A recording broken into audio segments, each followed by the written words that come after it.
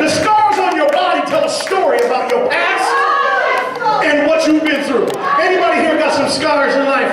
You've been scarred. See, I remember as a child, see my scars on my body, my childhood scars, what they do is they record the mishaps and close calls that scared my parents. I remember the scars on my right forearm while I was studying about these scars. I began to look at my body.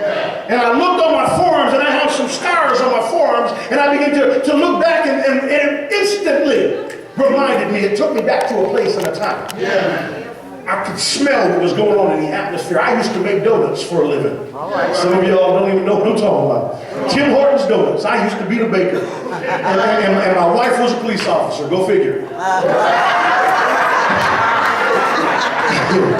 And I remember going into Tim Hortons donuts late at night. Had to work the midnight shift.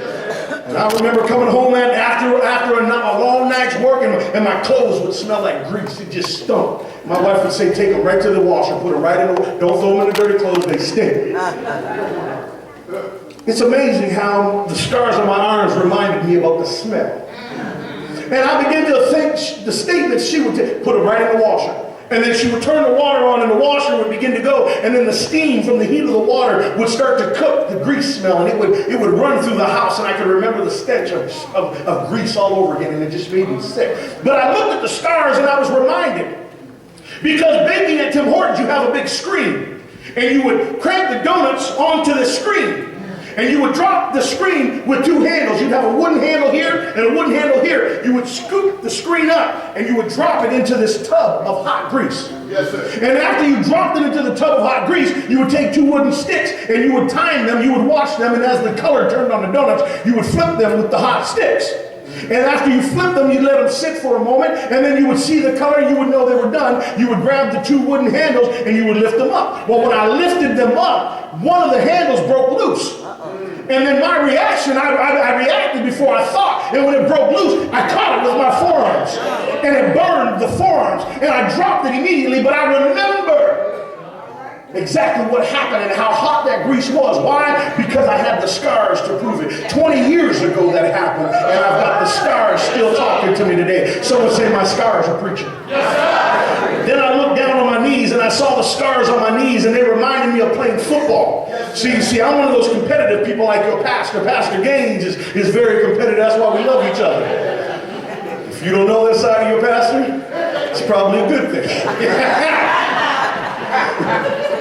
Well, he come over to Canada always trying to beat me in something. I said, look, Jay, we ain't pastors right now.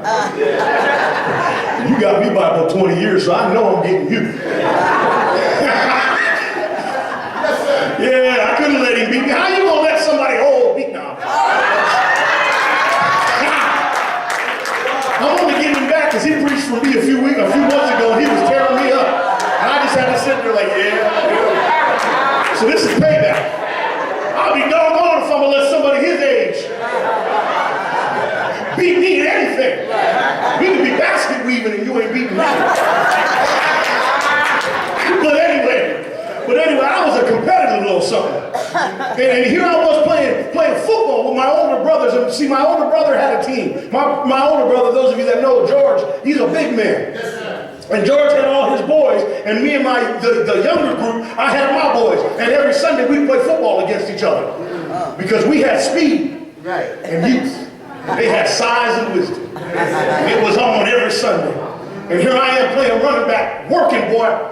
And I'm running, and I'm shooking and driving, and I'm running through the hole, and my team makes the hole for me. And I go to the hole, and the hole collapses, so I go to make a cut, and I went left, and my knee went right, and I heard, and I fell to the ground, and I cried, don't touch me. And they took me to the hospital immediately, and I had surgery, and then I had a second surgery on my knee. But I'm reminded by the scars on my knees today. What happened some 18 years ago, 20 years ago. See, I have a scar on my left elbow. And I remember playing baseball back in the day. And I got a hit. And all we needed was a single to win the game. And because we had a man on second, and I figured a base hit will score the man at second, and we're winning this one. And so I got me a hit, and it was a nice hit right over at second base. And our guy on second came in to score, and and we won the game, but I wasn't happy or content with standing on first and jumping. I had to go to second. Why? Just because it was too good a hit to waste. And so here I go. I'm taking two. Only need one. Taking two. And I'm running to second. And now he's throwing the ball from the outfield, and it's a close play at second base. And here I got to dive slide because you know sliding feet first ain't pretty. So you got to be pretty. So I had to dive. Well, when I dove, didn't realize that the ground was harder than I thought it was.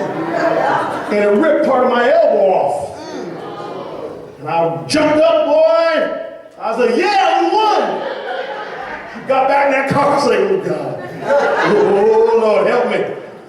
And I got a scar to prove it. And it's a reminder. And you know, I thought about Jesus, and Jesus was preaching. He was teaching.